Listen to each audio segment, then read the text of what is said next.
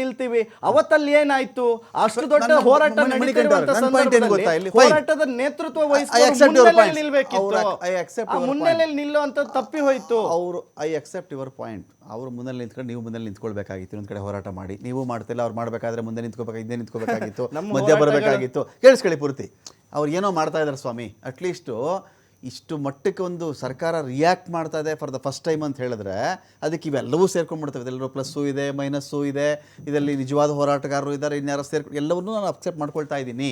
But ನನ್ನ point ಏನು ಗೊತ್ತಾ, ಇಲ್ಲಿ ಒಬ್ಬ ನಾಯಕ XYZ ಸಂಘಟನೆ ನಾಯಕ ಒಂದು ಕಡೆ ಇದಕ್ಕೊಂದು ಹೋರಾಟ ಮಾಡಬೇಕಾದ್ರೆ ಆ ಯಾರ ಮೇಲೆ ಹೋರಾಟ ಮಾಡ್ತಾ ಇದ್ದಾನೋ ಆ ಸರ್ಕಾರ ಕೂಡ ಹೋರಾಟವನ್ನು ದಮನಿಸಬೇಕು, ಹತ್ತಿಕ್ಕಬೇಕು, ತುಳಿಬೇಕು ಅಂತ ಅವರು ಪ್ಲಾನ್ ಮಾಡ್ಕೊಂಡಿರ್ತಾರೆ.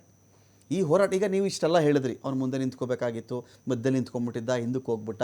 ಅಭಿಜಿತ್ ದೀಪಿಗೆ ಇವತ್ತು ಹೇಳ್ತಾ ನನಗೆ ಸ್ವಲ್ಪ ಹುಷಾರಿಲ್ಲ, ನನಗೆ ಜ್ವರ ಇದೆ ಇವಾಗ ಅಂತ ಅವ್ನು ಹೇಳಿರೋದು ನಾವು ಅಕ್ಸೆಪ್ಟ್ ಮಾಡ್ಕೊಳ್ಳೋಣ ಫಾರ್ ದ ಆರ್ಗ್ಯುಮೆಂಟ್ಸ್. ನೇತೃತ್ವದಲ್ಲಿ ಹೋರಾಟದ್ದು ಕೇಳಿಸ್ಕೊಳ್ಳಿ ಪೂರ್ತಿ. ಈಗ ಅವ್ರು ಮಾಡೋ ಆರೋಪಗಳು ಆಲ್ರೆಡಿ ಗಾಜುಗಳು ಒಡೆದು ಹೋಗಿತ್ತು ವಾಹನಗಳು, ಆ ವಾಹನ ತಂದು ನಿಲ್ಲಿಸಿ ನಾವು ಒಡೆದು ಹಾಕಿದ್ವಿ ಗಾಜು ಅಂತ ಆರೋಪ ಮಾಡ್ತಿದ್ದಾರೆ. ಮತ್ತು ನಿಮ್ಗೆ ಒಂದು ಹೋರಾಟದ ಒಂದು ಸೂಕ್ಷ್ಮತೆ ಇದೆ, ಆ ವಿಡಿಯೋದಲ್ಲಿ ಪ್ಲೇ ಮಾಡ್ರಪ್ಪ. ಅಲ್ಲಿ ಕೆಲವು ಹೋರಾಟಗಾರರು ನಾನು ಗಮನಿಸಿದ್ದು ಹೇಳ್ತಾ ಇದ್ದೀನಿ ನಿಮಗೆ, ನೀವು ನೋಡಿರ್ಬೋದು ಅದನ್ನು. ಈಗೇನು ಕಸ ಕಟ್ಟಿ ಬಿದ್ದಿದೆ, ಅಲ್ಲಿ ಯಾವುದೋ ಪಾಕೆಟ್ಗಳು ಬಿಸಾಕ್ಬಿಟ್ಟಿದ್ದಾರೆ, ಇನ್ಯಾವುದೋ ಪೇಪರ್ ಬಿದ್ದಿದೆ ಅಂದರೆ ಕ್ಲೀನ್ ಮಾಡ್ತಾ ಇದ್ದಾರೆ. ಅಲ್ಲಿ ಎವ್ರಿ ಡೇ ಕ್ಲೀನ್ ಮಾಡ್ತಾ ಇದ್ದಾರೆ, ಎವ್ರಿ ಡೇ ಹೋರಾಟಗಾರರೇ ಗುಡಿಸ್ತಾ ಇದ್ದಾರೆ ಎಂದಾಗ ಅವರು ಕಲ್ಲಿನ ಚೀಲ ತಂದಿದ್ದಿದ್ರೆ ಫಾರ್ ದ ಆರ್ಗ್ಯುಮೆಂಟ್ ಸೇಕ್ ನಾನು ಹೇಳ್ತಾ ಇದ್ದೀನಿ, ಯಾವ ದಿನ ಪೇಪರ್ ಲೀಕ್ ಆಯಿತು, ಯಾವ ದಿನ ಹೋರಾಟ ಶುರುವಾಯಿತು, ಮೊದಲ ದಿನವೇ ಅಸ್ತ್ರ ಬಳಸ್ಬಿಡ್ತಾ ಇದ್ದಾರೆ ಅವರು. ಕಲ್ಲಲ್ಲಿ ಹೊಡೆದ್ಬಿಡೋಣ ಪೊಲೀಸರಿಗೆ, ಸಾಯಿಸ್ಬಿಡೋಣ ಅವ್ರನ್ನ, ಕೈಕಲ್ಲಿ ಮುರಿದ್ಬಿಡೋಣ ಅಂಥೇಳಿ. ಇಲ್ಲಿ ನಾನು ಹೇಳಿದ್ನಲ್ಲ, ಇಲ್ಲಿ ಹೋರಾಟ ಎಷ್ಟು ತೀವ್ರವಾಗಿರುತ್ತೋ ಏನಾದರೂ ಮಾಡಿ ಹೋರಾಟ ಹಾಳು ಮಾಡಬೇಕು ಅಂತ ಪೊಲೀಸರು ಯಾಕೆ ಬಂದಿರಬಾರ್ದು ಅಲ್ಲಿಗೆ? ಈ ಆ್ಯಂಗಲ್ ನಿಮಗೆ ಗೊತ್ತಿಲ್ದಿರೋದ ಹೋರಾಟಗಾರರಿಗೆ? ಎಷ್ಟೆಲ್ಲ ಪೊಲೀಸರು ಟ್ರೈ ಮಾಡ್ತಾರೆ, ನಿಮ್ಮನ್ನು ಇಲ್ಲಿ ವ್ಯಾನ್ ತುಂಬಿಸ್ಕೊಂಡ್ಬಿಡ್ತಾರೆ, ಒಂದು 2 ಕಿಲೋಮೀಟರ್ ದೂರದಲ್ಲೇ ಹೋಗ್ರಪ್ಪ ಸುಮ್ಮನೆ, ಇಲ್ಲೆಲ್ಲ ಪ್ರತಿಭಟನೆ ಮಾಡಬೇಡಿ ಅಂತ ಹೇಳ್ತಾರೆ. ಯಾರನ್ನೂ ಜೈಲಿಗೆ ಹಾಕ್ಬಿಡಲ್ಲ ಎಷ್ಟೋ ಸಂದರ್ಭದಲ್ಲಿ. ಹಂಗೆ ಜೈಲಿಗೆ ಹಾಕ್ಬೋದು, ದೇಶದಲ್ಲಿ ಅಷ್ಟು ಜೈಲ್ಗಳೇ ಇಲ್ಲ, ಬೇರೆ ವಿಚಾರ. ಸೊ ಈ ಆ್ಯಂಗಲಲ್ಲಿ ನಾವು ಯಾಕೆ ಯೋಚನೆ ಮಾಡಬಾರ್ದು? ಇದನ್ನು ನಿಮ್ದೆಲ್ಲ ಆರ್ಗ್ಯುಮೆಂಟ್ ಅಕ್ಸೆಪ್ಟ್ ಮಾಡ್ಕೊಳ್ತಾ ಖಂಡಿತ ಹೋರಾಟದ ಬಗ್ಗೆ ಏನಿದೆ ಪರ ವಿರೋಧಗಳು ಚರ್ಚೆಗಳು ಆಗ್ತಾನೆ ಇದಾವೆ. ಒಂದು ಕಡೆ ಕೆಲವು ಯೂನಿಫಾರ್ಮ್ ಬ್ಯಾಡ್ಜ್ ಕೇಳಿದ್ರಪ್ಪ, ಬ್ಯಾಡ್ಜ್ ಇಲ್ಲ ಅವ್ರ ಹತ್ರ. ನಾನು ಅದನ್ನೇ ಯಾರೋ ಮಾಮೂಲಿ ಡ್ರೆಸ್ ಫೈಬರ್ ದೊಣ್ಣೆ ಹಿಡ್ಕೊಂಡು ಕೂತು ನಿಂತಿದ್ದಾನಪ್ಪ, ಏನ್ ಮಾಡೋಣ ಅವ್ರನ್ನ? ಈ ವಿಚಾರವಾಗಿ ನೋಡಿ, ಹೋರಾಟದ ವಿಚಾರದಲ್ಲಿ ಪರ ವಿರೋಧ ಚರ್ಚೆಗಳು ಇದಾವೆ. ಒಂದು ಕಡೆಯ ಚರ್ಚೆ ಏನ್ ಬರ್ತಾ ಇದೆ, ಹೌದು ಪೊಲೀಸರವರು ಈ ರೀತಿಯಾಗಿ ಒಂದಷ್ಟು ಟ್ರಿಕ್ಸ್ ಗಳನ್ನ ಬಳಸಿದ್ದಾರೆ ಅನ್ನೋದು ಬರ್ತಿದೆ. ಇನ್ನೊಂದು ಕಡೆಯಿಂದ ಬರ್ತಿದೆ, ಆ ಕಡೆಯಿಂದ ವಿದ್ಯಾರ್ಥಿಗಳ ನಡುವೆ ಯಾವಾಗ ನಮ್ಮ ಮೇಲೆ ಪೊಲೀಸರ ಮೇಲೆ ಹಲ್ಲೆ, ಅಲ್ಲಿಯ ಒಂದು ವ್ಯವಸ್ಥೆಯನ್ನು ನೋಡ್ಕೊಳಕ್ ಬಂದಿದ್ರು, ಅವರ ಮೇಲೆ ಹಲ್ಲೆ ಆಯ್ತು. ಇವತ್ತು ಬರ್ತಾ ಇದೆ, ಗರ್ಭಿಣಿ ಡ್ಯೂಟಿಯಲ್ಲಿ ಇರ್ಬೇಕಾದ್ರೆ ಅವ್ರ ಮೇಲೆ ಹಲ್ಲೆ ಆಗಿದೆ, ಯಾವುದೋ ಒಬ್ಬ ಪೊಲೀಸ್ ಆಫೀಸರ್ನ ಮೇಲೆ ಸ್ಪ್ರೇ ಹಾಕಿದ್ದಾರೆ, ಈ ತರದ್ ಬರ್ತಾ ಇದೆ. ಇವೆಲ್ಲವೂ ನಮಗೆ ಅಲ್ಲಿಯ ವಿಡಿಯೋ ಫುಟೇಜ್ಗಳು ಒಂದೊಂದಾದ್ಮೇಲೆ ಒಂದೊಂದು ಎಲೆಕ್ಟ್ರಿಕ್ ಶಾಕ್ ಲಾಠಿಗಳು ಬಳಸಿದ್ದಾರೆ ಅಂತ ಇದೆ, ಪೆಲೆಟ್ಸ್ ಬಳಸಿದ್ದಾರೆ ಅಂತ ಆರೋಪ ಇದೆ. ಖಂಡಿತವಾಗ್ಲೂ ಇದಕ್ಕೆ ಯಾವ ರೂಪದ ತನಿಖೆ ಆಗಬೇಕು? ನ್ಯಾಯಾಂಗ ತನಿಖೆ ಆಗ್ಬೇಕಾ? ಖಂಡಿತವಾಗ್ಲೂ ನ್ಯಾಯಾಂಗ ತನಿಖೆ ಆಗ್ಲಿ. ಅಲ್ಲಿ ಯಾರಿಂದ ಏನಾಗಿದೆ, ಪೊಲೀಸ್ ಇಲಾಖೆಯವರು ಇದನ್ನೆಲ್ಲ ಬಳಸ್ಕೊಂಡಿದ್ದಾರೋ ಅಥವಾ ಅಲ್ಲಿ ಹೋರಾಟಗಾರರ ನಡುವೆ ಇದ್ದಂಥವ್ರು ಮಾಡಿದಾರೋ, ಇವೆಲ್ಲವೂ ತನಿಖೆ ಆಗಲಿ. ಅದರಲ್ಲಿ ಯಾರು ಕೂಡ ಯಾವ ಪರವಾಗಿ ಇರುವ ಅವಶ್ಯಕತೆ ಇಲ್ಲ. ಅಲ್ಲಿ ತನಿಖೆಗಳು ನಡೀಲಿ. ದರ್ಶನ್ ಅಂದರೆ ತೀರಾ ನಮ್ಗೆ ಅನ್ಸಿದ್ದೇನು ಗೊತ್ತಾ, ಇದೇ ಇವ್ರಿಗೆ ಗೆಲುವ ಅಂತ.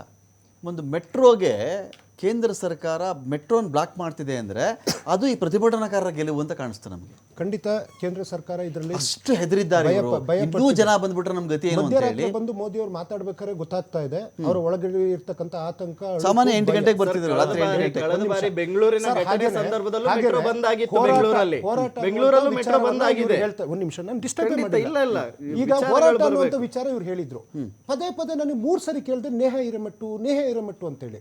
ಆಯ್ತಪ್ಪ, ಮೊನ್ನೆ BC ರೋಡಲ್ಲಿ ಅದೇ ಒಬ್ಬ ವಿದ್ಯಾರ್ಥಿನಿ ಕತ್ತು ಕುಯ್ದು ಕೊಂದ್ರಲ್ಲ, ಎಲ್ಲೋದ್ರು ABVP ಹೋರಾಟಗಾರರು. ಅದೇ ಕಲ್ಲಡ್ಕದಲ್ಲಿ ಒಬ್ಳು ವಿದ್ಯಾರ್ಥಿನಿಗೆ ಗರ್ಭಾವತಿ ಮಾಡಿ ಅವಳಿಗೆ ಮಗುವನ್ನ ಕೊಟ್ಟು ಇವತ್ತು ಕೋರ್ಟಲ್ಲಿ ನಡೀತಾ ಇದೆ, 75,000 ಕೊಡಬೇಕು ಅಂತ ಹೇಳಿದ್ರು. ಇವತ್ತಿನ ತನಕ ಈ ABVP ಹೋರಾಟಗಾರರು ಯಾಕೆ ಬಂದಿಲ್ಲ? ನೀವು ಧರ್ಮಗಳ ಆಧಾರದ ಮೇಲೆ, ಜಾತಿಗಳ ಆಧಾರದ ಮೇಲೆ ಮುಸ್ಲಿಂ ಇದ್ರೆ ಅವ್ರು ABVP ಬರ್ತಾರೆ ಅಂತ ಹಿರೇಮಠ ಅಂತ ಒತ್ತಿ ಅಲ್ಲ, ಮುಸ್ಲಿಂ ಒಬ್ಬ ಆರೋಪಿ ಇದ್ರೆ ಬರ್ತಾರೆ ಅಂತ. ಹುಬ್ಳಿಯಲ್ಲಿ ಅವಾಗ ಜವಾಬ್ದಾರಿಯಲ್ಲಿ ಈಗಲೂ ನೀವು ನೀವು ಒಬ್ಬ ವಿದ್ಯಾರ್ಥಿ ಸಂಘಟನೆಯ ನಾಯಕನಾಗಿದ್ರೆ 22 ಲಕ್ಷ ಆ ಮಕ್ಕಳ ಭವಿಷ್ಯ ಹಾಳಾಗೋದಕ್ಕೆ ಕಾರಣ ಆದಂತ ಧರ್ಮೇಂದ್ರ ಪ್ರಧಾನ್ ರಾಜೀನಾಮೆ ಕೇಳೋದಕ್ಕೆ ಧೈರ್ಯವೇ ಇಲ್ಲ. ನಾವು ಕೇಳಲ್ಲ ಅಂತ ಓಪನ್ ಆಗಿ ಹೇಳ್ತಾ ಇದ್ದಾರೆ. 21 ಮಕ್ಕಳ ಸಮಾಧಿ ಮೇಲೆ ಈ ಮೋದಿ ಸರ್ಕಾರ ನಡೀತಾ ಇದೆ. ಇವರು ನಿಜವಾಗ್ಲೂ ಹೋರಾಟಗಾರ ಆದ್ರೆ ಮೋದಿ ಅವರು ರಾಜೀನಾಮೆ ಕೊಟ್ಟೋಗಿ. ನಾವು ವಿದ್ಯಾರ್ಥಿಯ ಸಂಘಟನೆ ಹೆಸರಿಟ್ಕೊಂಡು ಇಲ್ಲಿ ಬಂದು ಕೂತಿದೀವಲ್ಲ. ಧರ್ಮೇಂದ್ರ ಪ್ರಧಾನ್ ಅವರೇ, ಅಮಿತ್ ಶಾ ಅವರೇ, ವಿದ್ಯಾರ್ಥಿಗಳ ಮೇಲೆ ಲಾಠಿ ಹೆಂಗ್ ಹೊಡೆದ್ರಿ, ಅಶ್ವವಾಯು ಹೆಂಗ್ ಸಿಡಿಸಿದ್ರಿ, ಟಿಆರ್ ಗ್ಯಾಸ್ಗಳನ್ನ ಹೆಂಗ್ ಬಿಟ್ರಿ ನೀವು, ರಾಜೀನಾಮೆ ಕೊಡಿ ಅಂತ ಕೇಳ್ತಾ ಇದ್ರು. ಇವ್ರಿಗೆ ಯಾವ ನೈತಿಕತೆ ಇಲ್ಲ ಅಂತ ಗಟ್ಟಿ ಧ್ವನಿಯಲ್ಲಿ ಹೇಳ್ತಾ ಇವತ್ತು ದೆಹಲಿ ವಿಶ್ವವಿದ್ಯಾಲಯದಿಂದ ಒಂದು ಸರ್ಕ್ಯುಲರ್ ಬಂದಿದೆ ಸರ್.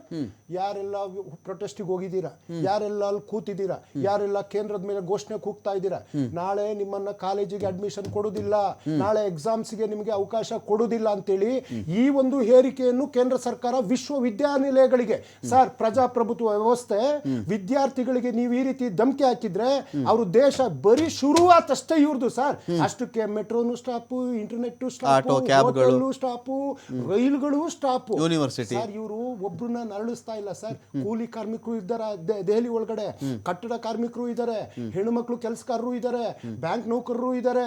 ಎಲ್ಲಾ ತರಗದ ವರ್ಗದ ಜನರಿಗೆ ಮಗ್ಗಲ ಮುಳ್ಳಾಗಿ ಮೋದಿ ಸರ್ಕಾರ ಇದೆ. ಖಂಡಿತವಾಗ್ಲೂ ಇದಕ್ಕೆ ತಕ್ಕ ಶಾಸ್ತಿಯನ್ನ ಈ ದೇಶದ ಜನ 100ಕ್ಕೆ 100 ಕೊಡ್ತಾರೆ.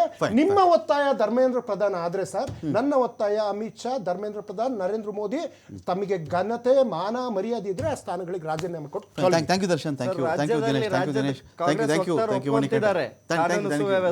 ಬರ್ತೀನಿ, ಇನ್ನೊಂದಿನ ಡಿಬೇಟ್ ಮಾಡ್ತೀನಿ, ಇನ್ನೊಂದಿನ ಬನ್ನಿ ಮಣಿಕಂಠ ಅವರು, ಇನ್ನೊಂದಿನ. ಥ್ಯಾಂಕ್ ಯು ಮಣಿಕಂಠ ಅವರೇ, ಸಾಕಷ್ಟು ವಿಷಯಗಳ ಬಗ್ಗೆ ಮಾತಾಡಿದಿರಿ. ಅಂದರೆ ಇಂಥ ವಿಚಾರಗಳಿಗೆ ಸಂಬಂಧಪಟ್ಟಂತೆ ಪ್ರತಿಭಟನೆ ಹತ್ತಿಕ್ಕುವ ವಿಧಾನ, ಪ್ರತಿಭಟನಾಕಾರರ ಮೇಲೆ ಏನೇನು ಆರೋಪಗಳು ಬರ್ತಾ ಇದೆಯೋ, ಪ್ರತಿಭಟನೆ ಹತ್ತಿಕ್ಕಿದ ವಿಧಾನಗಳು ಕೂಡ ಅಷ್ಟೇ ವಿಮರ್ಶೆಗೆ ಈ ದೇಶದಲ್ಲಿ ಒಳಗಾಗಿವೆ. ಅಂದರೆ ಈ ಜನ್ರೇಷನ್ ಅಂತಾನೋ, ಈ ಹೋರಾಟದ ಒಂದು ತೀವ್ರ ಸ್ವರೂಪ ಅಂತಾನೋ, ಆ ಹೋರಾಟದ ಕಡೆಗೆ ಹರಿದು ಬರ್ತಿರ್ತಕ್ಕಂಥ ಜನಸಾಗರ ಅಂತಾನೋ ನೀವು ಏನಾದರೂ ಬಂದ್ ಮಾಡ್ಕೊಳ್ಳಿ, ಅಲ್ಲಿ ಬರ್ತಕ್ಕಂಥ ಜನ ನೀವು ತಪ್ಸೋಕ್ಕಾಗ್ತಾ ಇಲ್ಲ.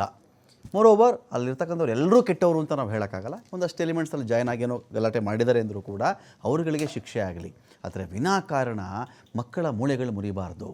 ಕೇಳ್ತಾರೆ ಪ್ರಧಾನನ ಒಂದು ರಾಜೀನಾಮೆ ಏನಾಗ್ಬಿಡೋದು, ಕ್ಯಾಬಿನೆಟ್ಟಲ್ಲಿ ಒಂದು ಪ್ರಧಾನಿ ಅಂದರೆ ದೇಶದಲ್ಲಿ ಪ್ರಧಾನಿ ಬಿಟ್ಟುಬಿಟ್ರೆ ಇಷ್ಟು ಕೆಳಮಟ್ಟದಲ್ಲಿ ಇನ್ನೊಬ್ಬ ಶಿಕ್ಷಣ ವ್ಯವಸ್ಥೆ ನಡೆಸೋಕ್ಕಾಗಲ್ಲ ಅಂತನ, ಅಥವಾ ಇನ್ನೊಬ್ಬ ಒಳ್ಳೆಯವನು ಇಲ್ಲವೇ ಇಲ್ಲ ಅಂತನ, ಅಥವಾ ನಿಮ್ಮದು ಸಿಂಡಿಕೇಟ್ ಇದೆಯಾ?